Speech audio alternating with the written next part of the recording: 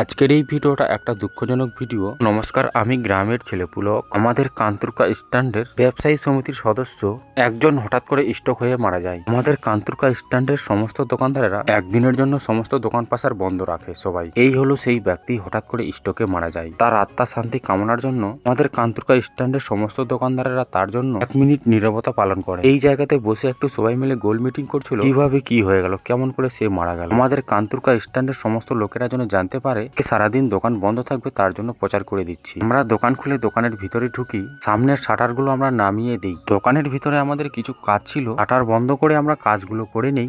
আর আমার দোকানের মালিক সমস্ত কাজগুলো খাতাপত্র করে নিল ভালো করে। এই যে তোমরা দেখতে পাচ্ছ শাটার গুলো নামানো আছে দুটাই। আমাদের সমস্ত কাজ হয়ে গেলে আমরা দোকানের বাইরে চলে আসি। এই যে তোমরা দেখতে পাচ্ছ সমস্ত দোকান পাশার বন্ধ আছে আমাদের স্ট্যান্ডের আজকে, শুধুমাত্র ওষুধের দোকান বাদ দিয়ে সমস্ত দোকান পাশার আজকে বন্ধ। আর আজকে কিন্তু হঠাৎ করে প্রচুর কিন্তু স্ট্যান্ডে লোকজন দেখা যাচ্ছে। সবাই বলছে কেন আজকে দোকান বন্ধ, কেন আজকে দোকান বন্ধ। সবাইকে একটু বুঝিয়ে বলতে হচ্ছে। আবারও তোমাদের সঙ্গে দেখা হবে অন্য একটা ভিডিওতে।